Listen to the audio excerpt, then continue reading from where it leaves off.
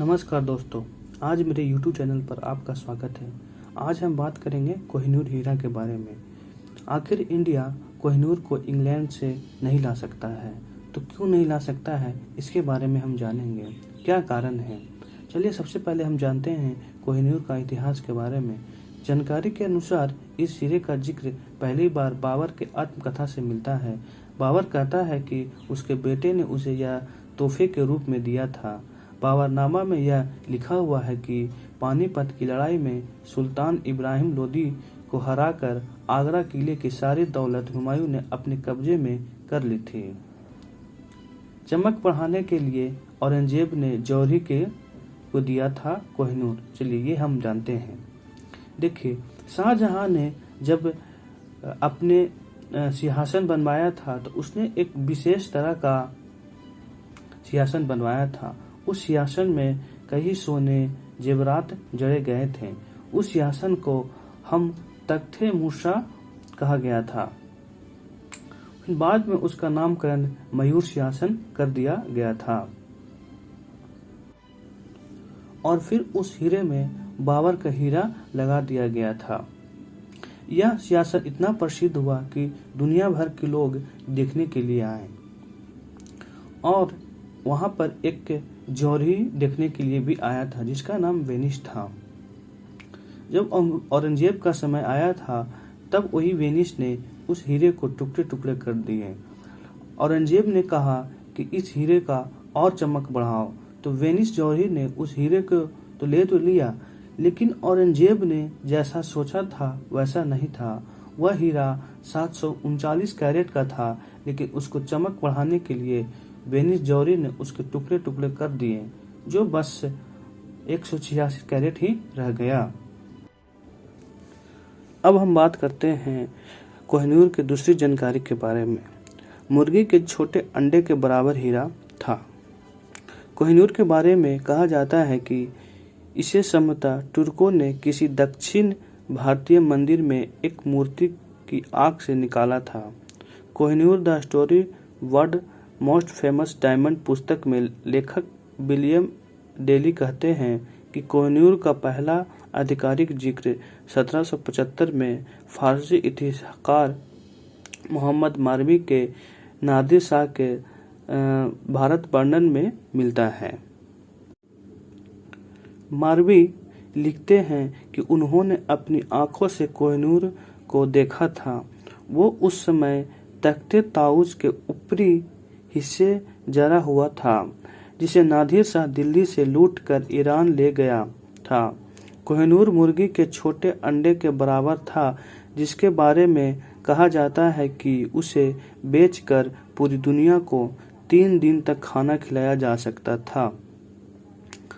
तख्ते ताऊस को बनाने में ताजमहल से दुगना रुपया लगा था। बाद में कोहिनूर को तख्ते ताऊस से निकाल कर नादिर शाह ने अपने बाम में बांध कर ले गया था। चलिए अब हम बात करते हैं नादिर शाह के बारे में।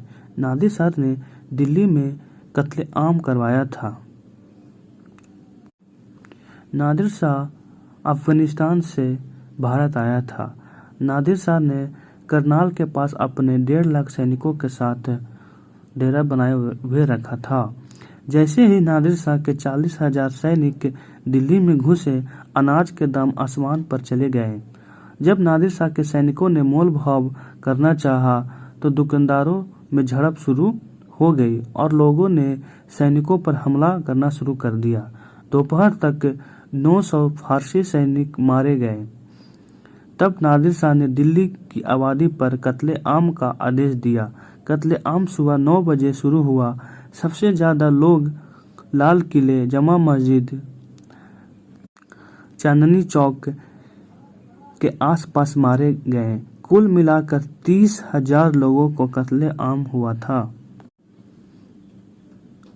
मोहम्मद शाह के सेनापति निजामुल बिना पगड़ी के नादिर शाह के सामने गए। उन्होंने उनके सामने घुटने के बल बैठकर कहा कि दिल्ली के लोगों से बदला लेने की बजाय वे उनसे बदला ले ले। फिर नादिर शाह ने इस शर्त पर कत्लेआम रुकवाया कि वे उनके दिल्ली छोड़ने से पहले उनको 100 करोड़ रुपए देंगे। अगले कुछ दिनों तक निजामुल ने अपनी ही राजधानी को लोगों को लूट कर वो धन चुकाया। संक्षेप में एक क्षण में 348 सालों से मुगलों की जमा की हुई दौलत का मालिक कोई दूसरा बन गया।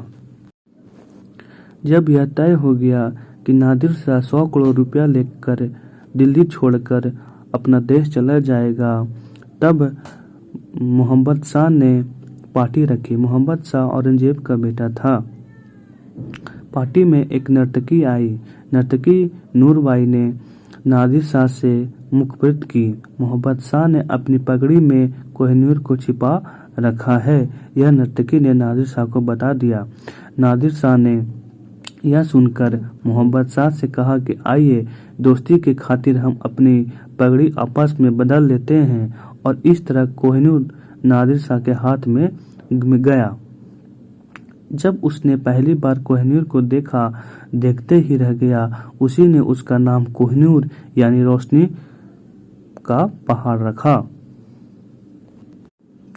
जब लूट कर नादिर शाह दिल्ली से अपना देश जा रहा था, तब नादिर शाह ने 700 हाथियों, 4000 ऊँटों और 17,000 घोड़ों पर रवाना किया था। जब पूरी सेना चेनाब के पुल से गुजरी तो कई सिपाहियों ने हीरे जवाहरात को जब्त हो जाने के कारण उसने जमीन पर गड़ दी गई थी, और फिर बाद में नादिर शाह के सैनिकों ने वहां से लेकर चला गया। कुछ सैनिकों ने यह सोना कुछ चोरी भी कर लिए गए थे। अब हम बात करते हैं 1813 में कोहिनूर महाराज रंजीत सिंह के पास पहुंचा। नादिर शाह के पास भी कोहिनूर बहुत दिनों तक नहीं रह पाया। उसकी हत्या के बाद यह हीरा उसके अफगान अंगरक्षक अहमद शाह अब्दाली के पास आया और कई हाथों से होते हुए 1813 में महाराज रंजीत सिंह के पास पहुंचा। भारत के राष्ट्रीय अभिलेखागार में रखे विस्तार में बताया गया है कि महाराजा रंजीत सिंह कोहिनूर को दिवाली, दशहरे और बड़े त्योहार के मौके पर अपनी बाह में बांधकर निकलते थे। जब भी कोई ब्रिटिश अफसर उनके दरबार में आता तो उसको ये हीरा खास तौर पर दिखाया जाता था। जब ये भी वह मुल्तान, पेशावर, दूसरे शहरों के भी आते थे तो उसे दिखाया जाता था, और वह कोहिनूर उनके साथ भी जाता था।